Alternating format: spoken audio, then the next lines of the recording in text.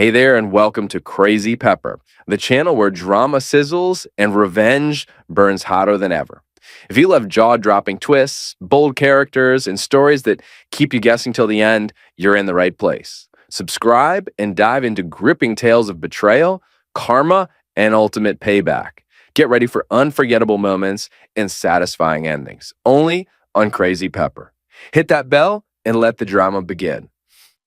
At a luxury party, my wife's mother handed me a name badge. It read, Housekeeper. My wife laughed and said, Food's for family. There was no chair for me at the table. I removed my wedding ring and set it down in front of 370 guests. They thought they'd put me in my place. They had no idea what I was about to do.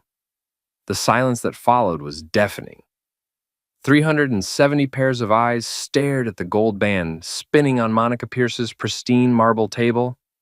The clinking sound it made as it settled seemed to echo through her mansion's dining room like a fire shot. Liam? My wife Celeste hissed through her perfect smile, the one she'd practiced for Instagram photos. Pick that up, now. I looked at her, really looked at her, for what felt like the first time in years. Designer dress that cost more than most people's rent, diamond earrings that caught the light from her mother's crystal chandelier, manicured nails that had never touched actual work. When had she become this stranger? No, I said simply. The word hung in the air like smoke. Monica Pierce, Celeste's mother and the queen bee of Millfield's social elite, clutched her pearls so hard I thought they might snap. Excuse me? Monica's voice could have frozen hell over. In my house, we don't— In your house, I interrupted, standing up from the folding chair they'd placed behind everyone else. You apparently hand out name tags to family members like they're hired help. In your house, you serve dinner to everyone except the guy who's been married to your daughter for 8 years. In your house, you make it crystal clear that I'm not welcome. Celeste's face had gone pale beneath her makeup. Liam, you're embarrassing yourself. Am I? I looked around the room at the faces staring back at me. Some shocked, some uncomfortable, some like old Mrs. Henderson from the country club, clearly enjoying the drama. Because I thought the embarrassing part was when your mother handed me this. I held up the name badge. The plastic caught the light, making the word housekeeper gleam like a neon sign. It was a joke, Monica said, but her voice lacked conviction. Was it? I asked. Because the missing chair doesn't feel like a joke. The fact that everyone else got served wine while I got water doesn't feel like a joke. The way you introduced me to your friends as Celeste's little project doesn't feel like a joke. Tommy Rodriguez, my childhood friend who was working security for the party, caught my eye from across the room. He gave me the slightest nod, the kind of support that meant everything when you're standing alone against a room full of people who think your net worth determines your worth as a human being. You're being dramatic, Celeste said, but I could hear the panic creeping into her voice. This wasn't going according to her script. Am I? Then explain this. I pulled out my phone and showed her the photo I'd taken of the seating chart earlier. Everyone's name is on here except mine. Even the caterers got chairs. But somehow, there was no room for your husband. The silence stretched on. I could hear the grandfather clock in the corner ticking, counting down the seconds until my old life officially ended. Maybe, I said, picking up my wedding ring and sliding it into my pocket. It's time I stopped trying to fit into a family that clearly doesn't want me.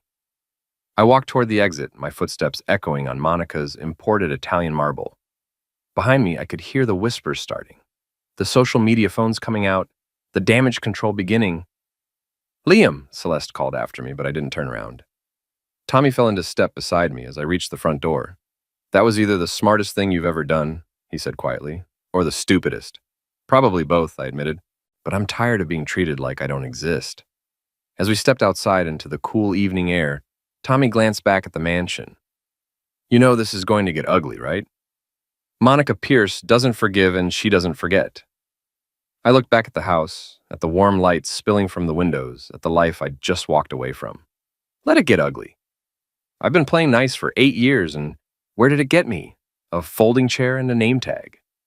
So what's the plan? Tommy asked. I smiled, and for the first time in months, it felt genuine. I'm going to remind them why they should have saved me a seat at the table. The next morning, I sat in my kitchen, our kitchen technically, though Celeste had made it clear through her decorating choices that my input wasn't welcome. drinking coffee from a mug that read World's Okayest Husband. Celeste had given it to me as a joke last Christmas. The joke wasn't funny anymore. She'd come home around midnight, long after the party ended, and gone straight to the guest bedroom without a word. I'd heard her on the phone until nearly 2 in the morning, probably doing damage control with her social circle. My phone buzzed. A text from my sister Renee. Saw the video. About time you grew a spine, call me. Video? I opened Instagram and searched for Monica Pierce's account. There it was. A story posted by someone called @MillfieldSocialite with the caption, Drama at the Pierce Mansion. The video was shaky, clearly shot secretly from across the room, but you could see everything. Me standing up, holding the name badge, the wedding ring spinning on the table. It had been viewed 15,000 times in 8 hours. My phone rang. Renee, so I've been waiting for this call for 3 years, she said without preamble. When are you filing? Filing what? Divorce papers, you idiot. Please tell me you're not going to crawl back and apologize. I stared out the window at our perfectly manicured lawn, the one I maintained every weekend, while Celeste posted photos of herself relaxing in our beautiful garden, without mentioning who did the actual work. I don't know, I said honestly. 8 years is a long time to just throw away. 8 years of what? Being treated like garbage? Liam, I've watched that woman chip away at you piece by piece until there's barely anything left of my brother. Last night was the first time I've seen the real you in years. Before I could respond, I heard Celeste's heels clicking down the stairs. I have to go. Don't you dare apologize to her, Renee warned. Promise me. I promise. Celeste walked into the kitchen like she was entering a boardroom, all business and barely controlled anger. She'd already done her hair and makeup, probably for another damage control session with her mother. We need to talk, she said. Do we? I took another sip of coffee. Because last night, it seemed pretty clear that talking wasn't on the agenda. You humiliated me. You humiliated my mother in front of everyone who matters in this town. Everyone who matters? I set down my mug carefully. What about me? Do I matter? She paused, and in that pause, I saw everything I needed to know. Of course you matter, she said. But it came out like she was reading from a script. You're my husband. Am I? Because last night, I felt more like an unwelcome guest. Actually, no, unwelcome guests usually get chairs. Celeste sat down across from me, switching to what I'd come to recognize as her handling difficult clients voice. She used it at her job in HR when she had to fire people. Look, I know my mother can be difficult, but she's family, and sometimes we have to make accommodations for family. I thought I was family too. You are, but what? But I don't make enough money? But I don't have the right pedigree? But I work with my hands instead of pushing papers around an office? Her silence was answer enough. I see, I said. So when you married me, what was the plan exactly? That I'd eventually transform into someone worthy of sitting at your mother's table? That's not... You're twisting my words. Am I? Then explain the name badge, Celeste. Explain why your mother thought it was appropriate to label me as hired help at a family dinner. It was just a joke, right? You said that last night. I stood up. Here's the thing about jokes, Celeste. They're supposed to be funny. And they're supposed to be funny to everyone, not just the people telling them. I walked toward the door, then stopped. I'm going to spend the day thinking about whether this marriage is worth saving. I suggest you do the same. Where are you going? To see some people who actually seem to enjoy my company. I drove to Murphy's garage where I'd worked before starting my own contracting business. Mike Murphy had been like a father to me, and his place had always felt more like home than the house I shared with Celeste. Well, well, Mike said as I walked in. If it isn't Millfield's newest celebrity, saw the video, that took guts. Or stupidity. Sometimes they're the same thing. He handed me a wrench. Johnson's Camaro is making that noise again. Want to help me figure out what's wrong with it? For the next few hours, I lost myself in the familiar rhythm of diagnostic work. There was something honest about mechanical problems. They had clear causes and clear solutions. No hidden agendas, no social politics, no wondering if the carburetor respected you enough to function properly. So, Mike said as we worked, what's the plan? Everyone keeps asking me that. I don't know if there is a plan. There's always a plan. Sometimes it just takes a while to see it. He looked at me seriously. But I'll tell you this. I've known you since you were 16 years old, and last night was the first time I've seen you stand up for yourself in years. Don't let them talk you out of it. My phone buzzed. A text from a number I didn't recognize. Saw the video. We should talk. Jake Morrison. Jake Morrison, Celeste's ex-boyfriend from college, now a successful lawyer in town. We'd met a few times at social events, and he'd always been friendly enough, though I'd sensed some tension between him and Celeste. I showed Mike the text. Weird, right? Maybe, or maybe he knows something you don't. Mike wiped his hands on a rag. Couldn't hurt to find out what he wants. I texted back. Murphy's garage on 5th Street. I'll be here until 6. He arrived an hour later, driving a BMW that probably cost more than I made in a year. But unlike most of Celeste's crowd, he didn't seem to wear his wealth like armor. Liam, he said, extending his hand. Thanks for meeting me. What's this about, Jake? He glanced around the garage, making sure we were alone. That was quite a show last night, so I keep hearing. Good for you, it was long overdue. He leaned against the workbench. Look, I'm going to be direct, because I think you deserve to know the truth. Celeste is cheating on you. The wrench in my hand suddenly felt very heavy. What? I've seen her around town with David Chen from the tech company. Lunch dates that go on too long. Late-night meetings that aren't on any business calendar. I thought you should know. David Chen. I knew the name. He was some hotshot executive who'd moved to town 6 months ago.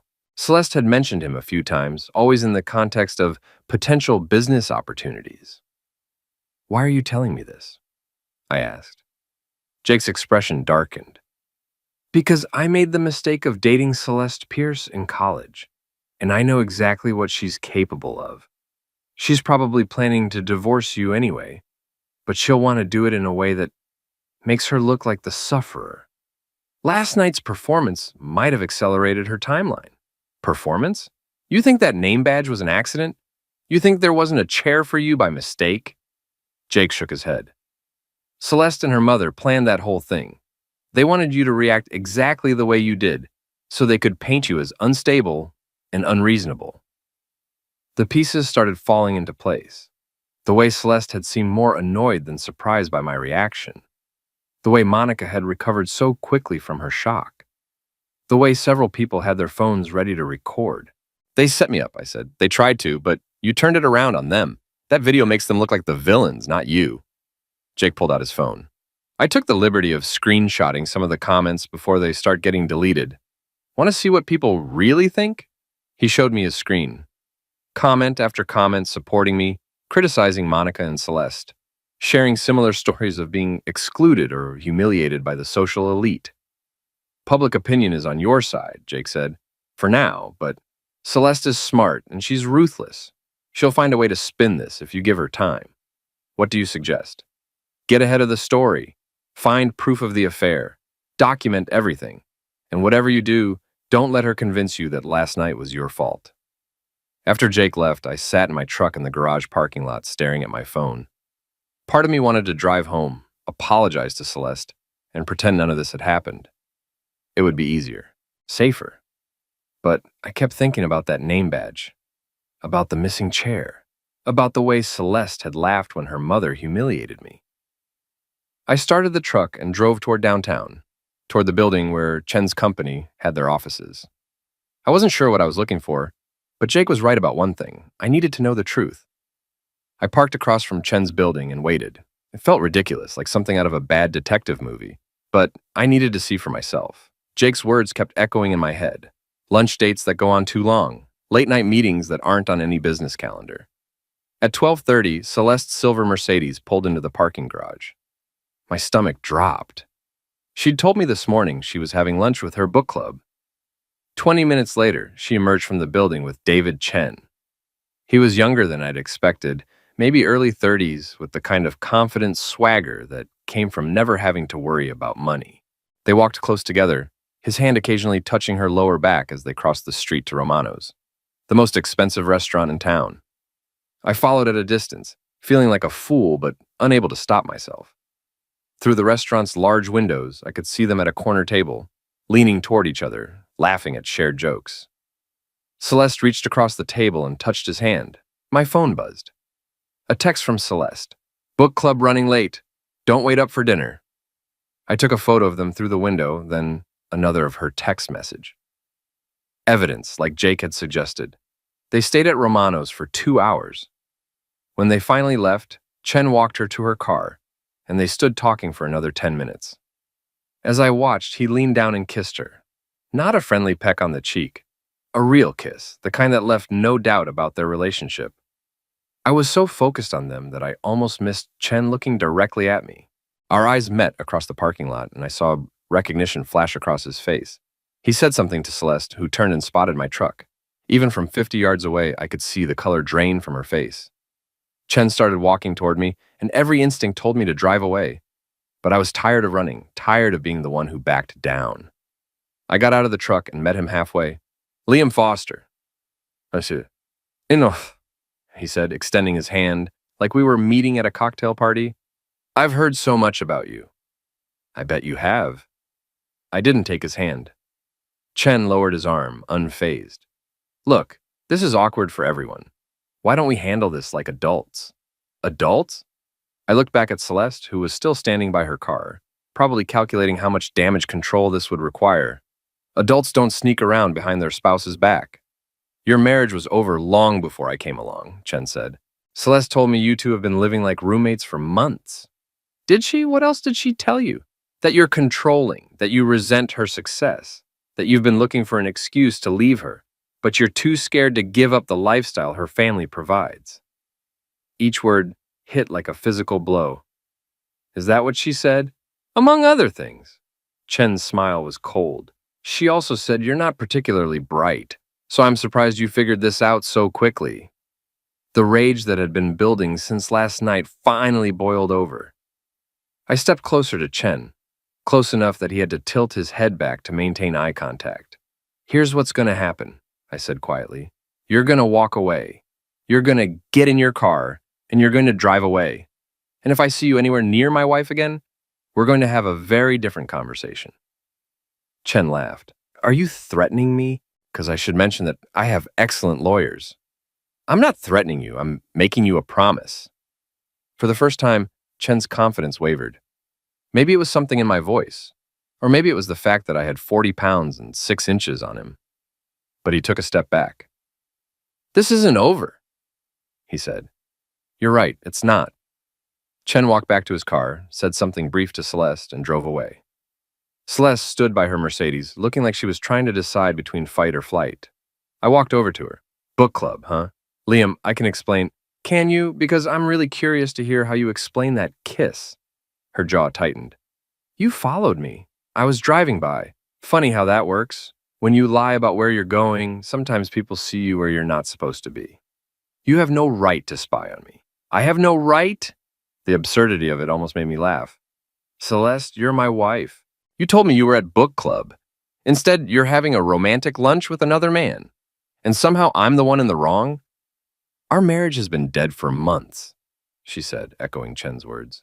We both know it. Do we? Because I thought we were going through a rough patch. I thought maybe we could work on it. I didn't realize you'd already moved on. What did you You embarrassed me in front of everyone who matters in this town? You made me look like a fool. I made you look like a fool? Celeste, you've been cheating on me. Keep your voice down, she hissed, glancing around the parking lot. Why? Worried about your reputation? Little late for that, don't you think? She got in her car and rolled down the window. We'll talk about this at home. Will we? Or will you just lie to me some more? She drove away without answering, leaving me standing alone in the parking lot, holding a phone full of evidence that my marriage was over.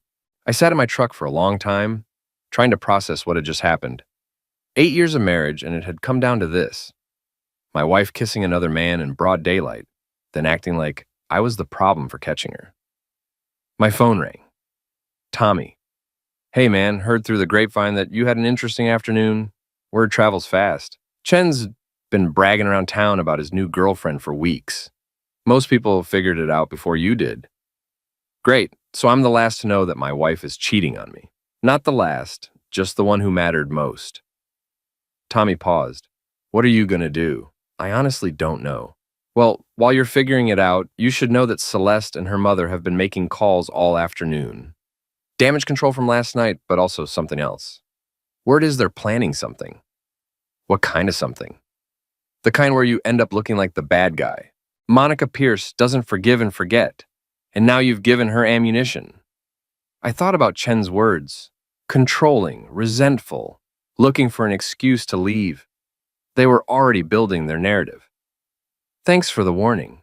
Liam, whatever you decide to do, be smart about it. These people play for keeps. After Tommy hung up, I sat there thinking about the last 24 hours. The name badge, the missing chair, the setup at the party, the affair, the lies. They'd been planning this for weeks, maybe months. I'd just been too blind to see it, but I was seeing clearly now. I started the truck and drove home, already planning my next move. If they wanted to play games, I'd play games. But they were about to learn that the guy they'd been treating like hired help was a lot smarter than they'd given him credit for. I got home to find Celeste's car in the driveway and two others I didn't recognize. Through the living room window, I could see her pacing back and forth, gesticulating wildly while talking on her phone. She'd called in reinforcements. I parked on the street and walked up to the front door of my own house. Before I could reach for my keys, the door opened. Monica Pierce stood there like a sentry, her face set in the kind of expression that had probably terrified country club waitstaff for decades. "We need to talk," she said. "Do we? Because I thought I made my position clear last night." "Your position?" Monica's laugh was sharp as broken glass.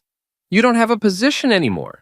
You forfeited that when you decided to humiliate my family in public." I pushed past her into my own living room. Celeste was there, along with her friend Sarah Walsh, a lawyer who specialized in family law. The pieces of their strategy were becoming clear. "Liam," Sarah said, standing up from my couch, "I'm glad you're here. We have a proposition for you." "I bet you do." Celeste finally looked at me directly. She'd been crying. Her makeup was smudged around her eyes, but I couldn't tell if it was genuine emotion or calculated performance. "Sit down," she said. "Please." "I'll stand. Fine." Celeste took a shaky breath. "I know you saw me with David today, and I know how it must have looked. It looked like my wife was cheating on me. Was I wrong?"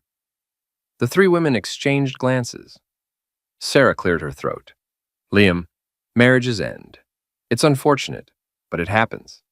The question is whether we can handle this dissolution like civilized people or whether it's going to get ugly." "The dissolution?" I looked at Celeste. "Is that what we're calling it?" "We're prepared to be very generous," Monica interjected. $50,000, and you keep the truck. All we ask is that you sign a non-disclosure agreement and leave town quietly." "Non-disclosure agreement? You don't talk to the press, you don't post on social media, you don't spread rumors or lies about my daughter or our family," Monica said. "In return, you get a fresh start somewhere else." I sat down heavily in my armchair. The one Celeste had always complained didn't match the room's aesthetic. "Let me get this straight. You want to pay me to disappear?" "We want to make this transition as smooth as possible for everyone involved," Sarah said in her lawyer voice. "Contested divorces can be expensive and emotionally damaging. This way, everyone wins." "Everyone wins?" I looked at each of them in turn. Celeste gets to marry her boyfriend without the inconvenience of being labeled a cheater. Monica gets to maintain her family's reputation. And I get 50 grand and a bus ticket out of town. Did I miss anything? "You get your dignity," Monica said coldly, "which is more than you deserve after last night's performance." "My dignity?" I stood up so fast that Sarah flinched. "You handed me a name badge that said housekeeper in front of half the town, and you want to lecture me about dignity? That was a joke." "No, it wasn't." The words came out louder than I'd intended, and I saw all three women tense up. "It was a test. You wanted to see how far you could push me before I broke. Well, congratulations, you found out." "Liam," Celeste said, her voice taking on the placating tone she used when she thought I was being unreasonable. "You're upset, and I understand that.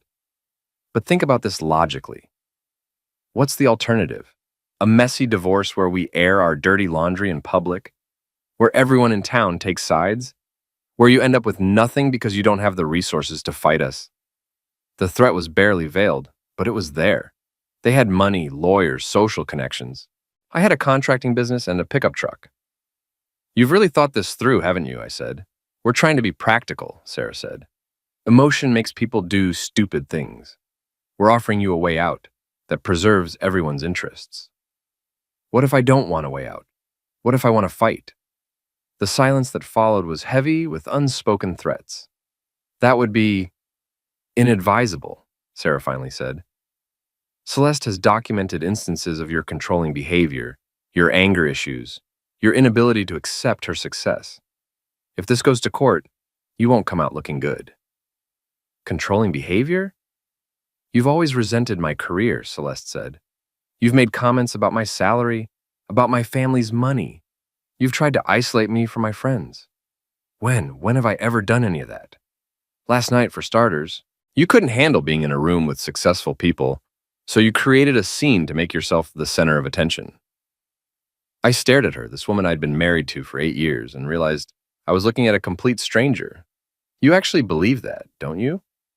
I believe you have anger management issues that have been getting worse over time, she said. I believe you followed me today like some kind of stalker. I believe you threatened David in a parking lot. I threatened him. He called me after you left. He was genuinely frightened by your behavior. Sarah pulled out a folder. We have witness statements, photographs, documentation of the incident today. If you force us to use them, we will. I looked at the folder, then at the 3 women sitting in my living room, calmly discussing how to destroy my reputation and run me out of town. You know what the funny thing is? I said. I actually came home thinking maybe we could work this out. Maybe we could go to counseling, figure out where things went wrong, try to save our marriage. It's too late for that, Monica said. Yeah, I agreed. It is. I walked on toward the door, then stopped. I'll need some time to think about your offer. How much time? Sarah asked. I'll let you know. Liam, Celeste called as I reached the door. I really am sorry it came to this. I turned back to look at her one more time. No, you're not. You're sorry you got caught. I left them in my living room and drove to the only place that had ever felt like home, Murphy's garage. Mike was still there, working late on a transmission rebuild. He looked up when I walked in, took one look at my face, and reached for a beer from the mini fridge he kept in his office. That bad? He asked, handing me the bottle. Worse. I told him everything, the affair, the confrontation, the ultimatum, the threats. Mike listened without interrupting, occasionally shaking his head or muttering under his breath. When I finished, he was quiet for a long moment. $50,000, he finally said. Yeah, that's insulting. I thought so too. I mean, really insulting. Like, they're not even trying to hide the fact that they think you're worthless. Mike, no, hear me out. You've been with Celeste for 8 years. You helped her through law school, supported her when she was starting her career, put up with her family's crap for nearly a decade. And they think 50 grand and a truck covers all that? What choice do I have? They've got lawyers, money, connections. I'm just a guy who fixes things. Mike smiled, and there was something dangerous in it. Liam, my boy, you're forgetting something important. What's that? You're a guy who fixes things.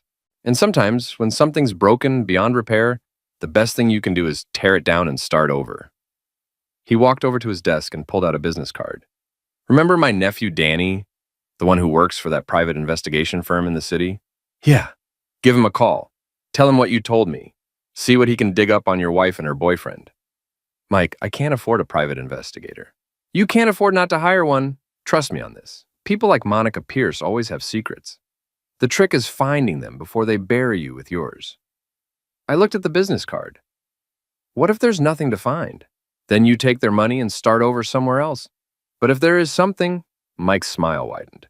Well, let's just say $50,000 might start looking like pocket change. Danny Murphy turned out to be nothing like his uncle. Where Mike was rough around the edges and straightforward, Danny was polished and careful. The kind of guy who wore suits to coffee meetings and spoke in measured sentences that revealed nothing. We met at a diner outside of town, away from the social circles where everyone knew everyone else's business. Danny listened to my story while taking notes in a leather portfolio, occasionally asking questions that made me realize how much I didn't know about my own wife's life. How much access do you have to financial records? He asked. Joint checking account, but Celeste handles most of the finances. She has her own accounts for her business expenses. Social media passwords. She changed them all about 6 months ago. Said it was for security. Danny made another note. What about her schedule? Does she keep a calendar you can access? She uses her phone for everything. I used to know her calendar by heart, but lately... I trailed off, realizing how much distance had grown between us without my noticing. Okay, here's what I can do for you, Danny said. Basic background checks on Chen and your wife, financial investigation, surveillance if needed. My rate is $200 a day plus expenses. I did the math quickly. How long do you think this will take? Depends what we find. Could be a week, could be a month, but based on what you've told me, I'd say we'll know something within a few days. I thought about my savings account, about the money I'd been setting aside for a new truck. Do it. One more thing, Danny said as we shook hands. Don't change your behavior at home. Don't let them know you're investigating. Can you do that? I think so. You have to know so. If they suspect you're digging, they'll cover their tracks. We might only get one shot at this. I drove home with Danny's words echoing in my head. Act normal. Pretend everything was fine. Pretend I hadn't spent the afternoon hiring someone to investigate my own wife. Celeste's car was in the driveway, but the house was dark except for the light in our bedroom. I found her in bed, reading on her tablet, looking like the picture of domestic tranquility. "How was your evening?" she asked without looking up. "Fine, went to see Mike. How is he?" "Good." I sat on the edge of the bed to take off my shoes. "Listen, about earlier, about your offer." Now she looked at me and I could see the calculation in her eyes. "And?" "I need some time to think about it. This is a big decision." "Of course. Take all the time you need." Her relief was palpable. "I'm glad you're being reasonable about this." Reasonable, as if agreeing to be bought off and run out of town was the height of rationality. "I was thinking," I said carefully, "maybe we could try to keep things civil until I decide. No more lawyers, no more ultimatums, just try to be decent to each other." Celeste set down her tablet. "I'd like that. I really would. Despite everything, I don't want this to get ugly." "Me neither." She smiled, and for a moment, I could see the woman I'd fallen in love with 8 years ago, before the money and the social climbing and the gradual transformation into someone I barely recognized. "Good night, Liam." "Good night." I went to the guest bedroom where I'd been sleeping since the confrontation. As I lay there in the dark, I wondered if I was making a mistake. Maybe I should just take their money and leave, start over somewhere else, find someone who actually wanted to be married to me. But every time I closed my eyes, I saw that name badge. Housekeeper. The casual cruelty of it. The assumption that I would just take it and say nothing. No, I was done being reasonable. Danny called me the next afternoon while I was working on a kitchen renovation across town. "We need to meet," he said. "I found something." An hour later, we were back at the diner, but this time Danny's expression was grim. "Your wife is in trouble," he said without preamble. "Big trouble." He slid a folder across the table. Inside were bank statements, photographs, and what looked like legal documents. "David Chen isn't just her boyfriend," Danny continued. "He's her business partner. They've been funneling money through her HR consulting business for the past 6 months." "What kind of money?" "The kind that comes from companies that don't exist. Shell corporations, fake contracts, inflated invoices. It's a sophisticated operation." I stared at the documents, trying to make sense of what I was seeing. "How much money are we talking about?" "So far, about $2 million. The number hit me like a physical blow. $2 million? And that's just what I could track in 2 days. There's probably more. Danny leaned forward. "Liam, your wife isn't just cheating on you. She's committing fraud, federal fraud. Are you sure?" "I'm sure enough that I'd recommend you distance yourself from her finances immediately. If this comes out, when this comes out, you don't want to be anywhere near it." I thought about the joint checking account, about the taxes we'd filed together, about 8 years of shared financial responsibility. Could I be charged as an accomplice? Possibly. Depends how much the authorities think you knew. But if you can prove you were kept in the dark. Danny tapped the folder. "This might actually work in your favor." "How?" "Think about it. Your wife and her boyfriend are stealing money, probably planning to run off together. They need you out of the picture, but they also need you to stay quiet about what you might have seen. Hence the generous divorce settlement and the non-disclosure agreement." The pieces started falling into place. They're not trying to get rid of me because I embarrassed them at a party.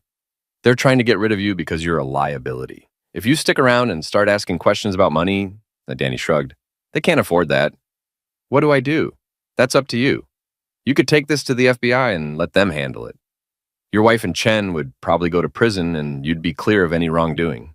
Or, Danny's smile was sharp, or you could use this information to your advantage. Turn the tables. Make them the ones who need to negotiate. I stared at the folder, at the evidence of my wife's crimes laid out in black and white. 2 days ago, I'd been worried about saving my marriage. Now I was looking at proof that the woman I'd married was a criminal. How long do I have before this comes out on its own? Hard to say. Could be weeks, could be months. But eventually, someone's going to notice the missing money. When that happens, your wife and Chen are going to need a scapegoat. And that would be me. That would be you. I closed the folder and slid it back to Danny. Keep digging. I want to know everything. How long this has been going on, how much money we're talking about, who else might be involved. What are you planning to do? I thought about Celeste in bed last night, talking about keeping things civil, about not wanting things to get ugly. All while sitting on evidence that could send her to federal prison. I'm going to give her exactly what she deserves. 3 days later, I had everything I needed. Danny had been thorough. Bank records, email communications, photographs of Chen and Celeste, meeting with their co-conspirators, even recordings of phone conversations discussing how to hide the money trail. It was enough evidence to put them away for years. But I wasn't ready to call the FBI yet. I had a better idea. I called Sarah Walsh, Celeste's lawyer friend, and arranged a meeting for that evening. I've made my decision about the settlement, I told her. I want to discuss terms. She sounded surprised but pleased. I think you're making the right choice, Liam. This will be better for everyone. The meeting was set for 7 o'clock at our house. Celeste, Monica, and Sarah would be there to finalize the details. I spent the afternoon preparing, setting up a small recording device in the living room, and making copies of all of Danny's evidence. At 6:30, I called Tommy. Remember how you said these people play for keeps? Yeah. Well, it's my turn to play. Tommy arrived just as the women were pulling into the driveway. I'd asked him to come as a witness, but also as insurance. If things went badly, I wanted someone there who could back up my version of events. Liam, Celeste said as she walked into the living room, I'm so glad you've decided to be reasonable about this. Oh, I'm being very reasonable, I said. Please, sit down, all of you. They arranged themselves on the couch like they were posing for a family photo. Monica in the center, radiating authority, Sarah with her legal pad ready, Celeste looking relieved that this ordeal was almost over. So, Sarah said, I've drawn up the papers. $50,000, you keep the truck, and you sign the non-disclosure agreement. Are you ready to proceed? Actually, I said, I've been thinking. 50,000 seems low. Monica's eyes narrowed. We've been generous enough. Have you? Because I've been doing some math, and I think my silence might be worth more than you originally calculated. Your silence about what? Celeste asked, but I could hear the nervousness creeping into her voice. I pulled out the folder Danny had given me and set it on the coffee table. About this. The color drained from Celeste's face. Sarah leaned forward to look at the documents, and I saw her expression change as she realized what she was seeing. Where did you get these? Celeste whispered. Does it matter? The question is, what are we going to do about it? Monica grabbed the folder and started flipping through the pages. This is fraud, I said helpfully. Federal fraud, to be specific. About $2 million worth, from what I can tell. Sarah stood up abruptly. I need to leave right now. Sit down, Sarah, I said calmly.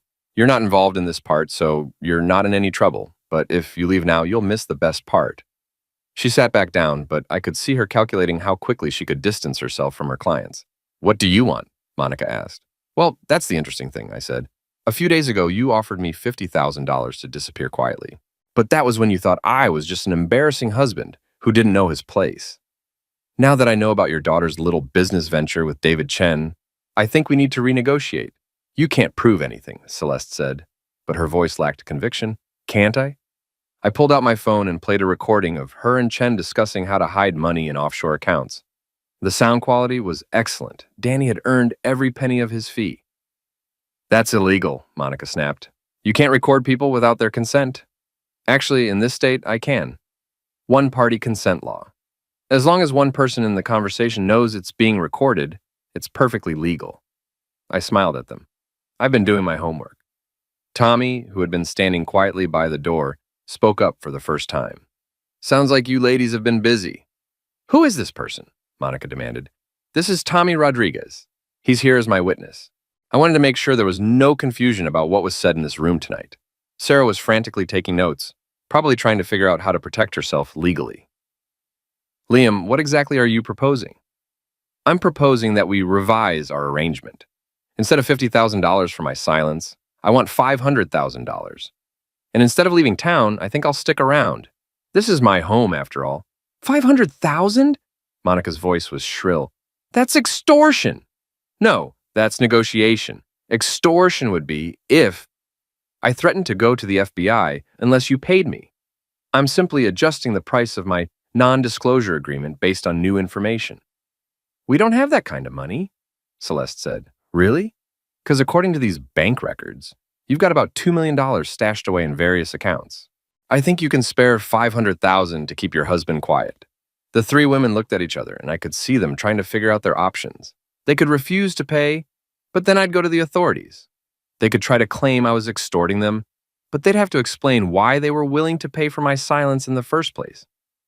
And if we agree to this, Sarah said carefully, what guarantee do we have that you won't come back for more?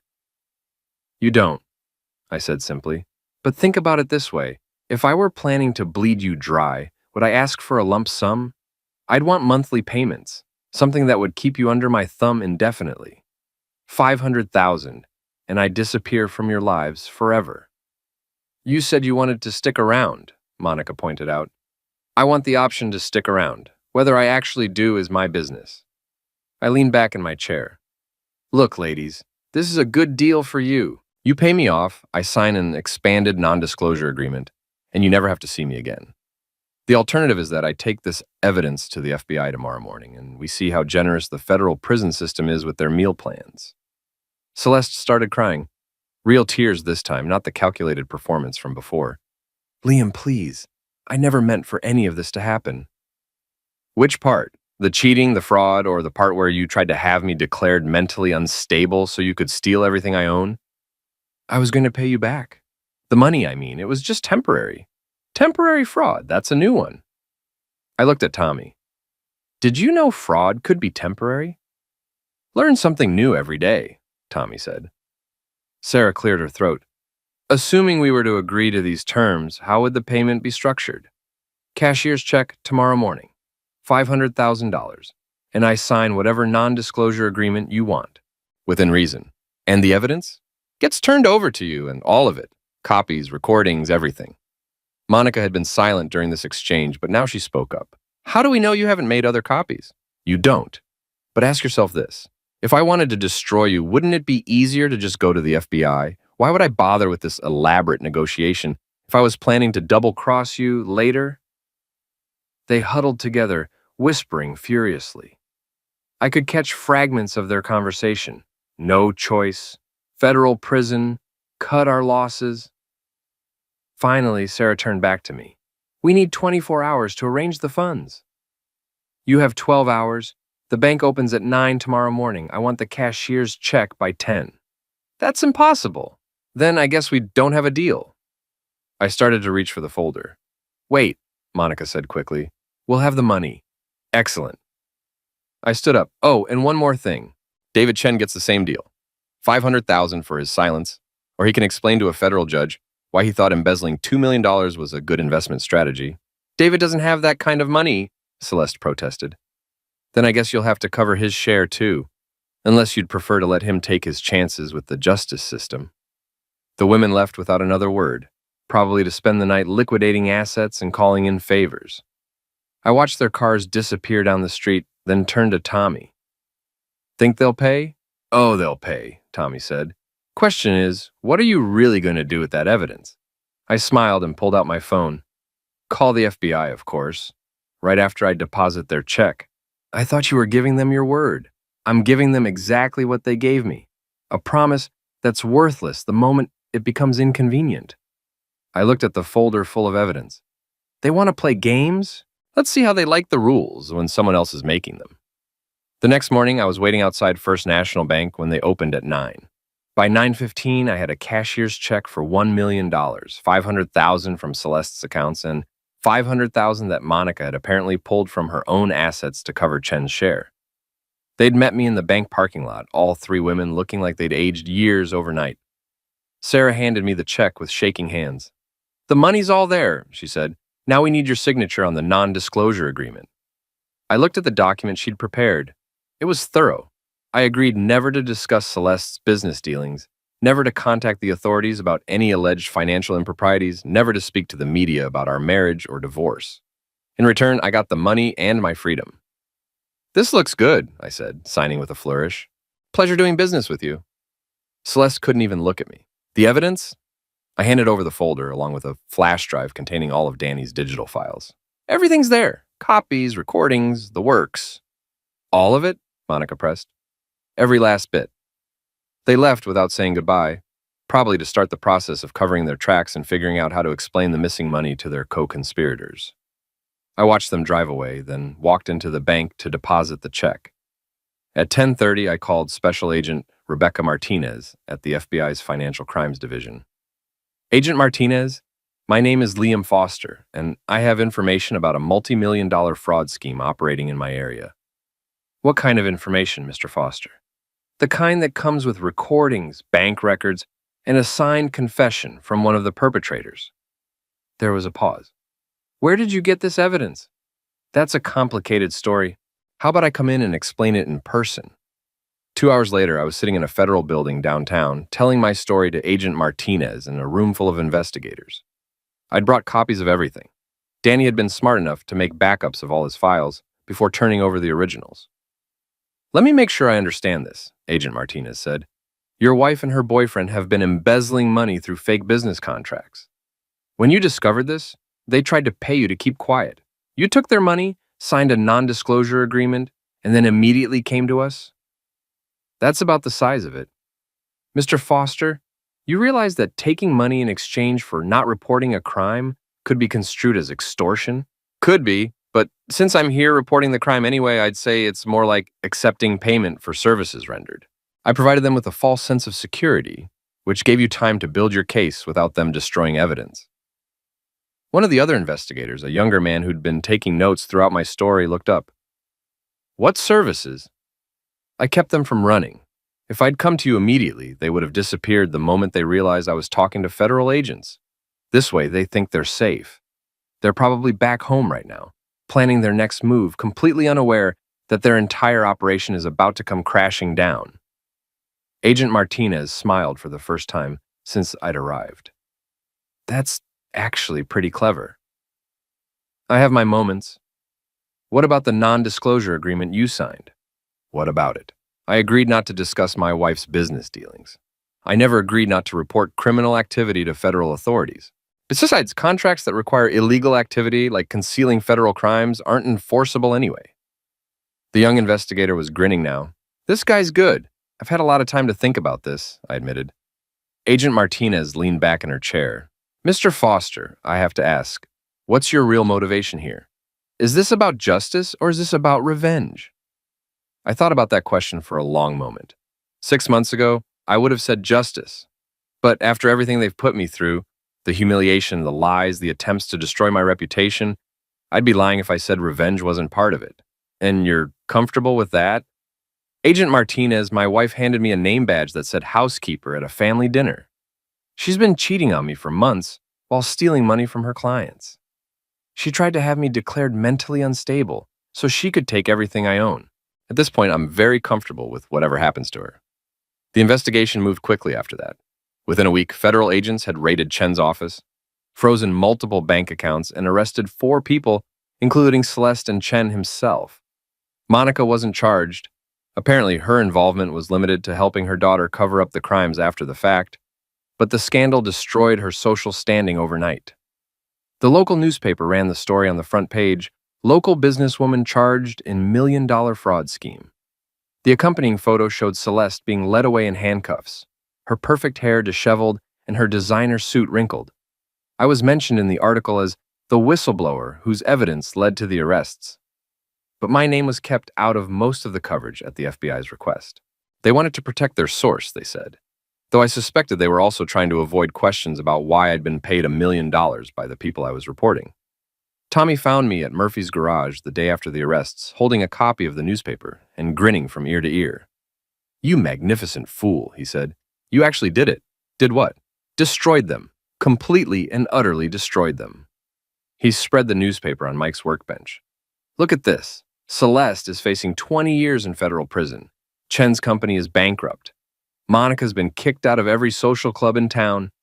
They went from the top of the food chain to the bottom in less than a week. Mike looked up from the engine he was rebuilding. What are you going to do with all that money? I've been thinking about that, I said. I might buy a house somewhere else. Start over fresh. Or maybe I'll stick around and open my own garage. This town could use some competition for the high-end auto repair market. You could buy this place, Mike said. I've been thinking about retiring anyway. The idea had appeal. Murphy's garage had been like a second home to me for years. Owning it, running it my way, would be a kind of poetic justice. We'll talk, I said. Tommy folded up the newspaper. So what happens now? Do you testify at their trial? Probably. The prosecutor says it should be pretty straightforward. The evidence is overwhelming, and Chen's already talking about a plea deal. And after that, I looked around the garage at the familiar tools, and the smell of motor oil, and the honest work that had always made sense to me in a way that Celeste's world never had. After that, I get to find out who I am when I'm not trying to be someone else's idea of acceptable. The trials took 8 months. Celeste got 15 years, Chen got 12, and 2 other co-conspirators got shorter sentences in exchange for their cooperation. Monica was never charged, but the social disgrace was probably worse for her than prison would have been. I bought Murphy's garage and renamed it Foster Automotive. Business was good. Apparently, being the guy who took down the town's most notorious criminals was excellent advertising in certain circles. I never saw Celeste again after her sentencing. She was transferred to a federal facility in another state, and I had no desire to visit. Our divorce was finalized while she was awaiting trial, and I kept the house along with everything else. 6 months after the garage sale was finalized, I was working late on a restoration project when someone knocked on the front door. I looked up to see a woman I didn't recognize, mid-30s, professional but not flashy, holding a bottle of wine. Mr. Foster, I'm Jennifer Walsh. I'm new in town, and I heard you were the person to see about getting my car serviced. Walsh? I wiped my hands on a rag. Any relation to Sarah Walsh? My sister-in-law. She told me you were thorough in your work. I laughed. That's one way to put it. What kind of car are we talking about? 1967 Mustang. It belonged to my father, and it needs a complete rebuild. Classic car restoration is expensive work. I'm not worried about the cost. I'm more concerned about finding someone who'll do it right, she smiled. Sarah said you were very good at fixing things that seemed beyond repair. I looked at her for a long moment, then at the wine bottle, then back at her. Would you like to come in and tell me more about this car? I'd like that very much. As I led her into the garage, I realized I was smiling for the first time in months, maybe even years. It felt good to be wanted for my skills rather than tolerated despite my background. It felt good to be respected rather than humiliated, and it felt good to be exactly who I was, without apology or compromise. 3 years later, Foster Automotive was the most successful garage in town. Jennifer and I had been married for 18 months, and she'd never once made me feel like I needed to be anything other than myself. Sometimes I drove past the house where Celeste and I had lived, the one I'd sold to buy a place that actually felt like home. The new owners had painted it a different color and planted different flowers, erasing most traces of my old life. I never regretted what I'd done. Not the investigation, not the betrayal, not the money, not the arrests. They'd treated me like I was nothing, like I was disposable, like I was beneath their notice. They'd learned better. And every time I deposited the day's receipts at the bank, every time a customer shook my hand and thanked me for honest work at a fair price, every time Jennifer looked at me like I was exactly the man she wanted to come home to, I remembered that moment in Monica Pierce's dining room when I'd set down my wedding ring and walked away from people who thought they could define my worth. I'd shown them what I was worth, and it was a lot more than $50,000 and a one-way ticket out of town. It was everything they'd lost, and everything I'd gained.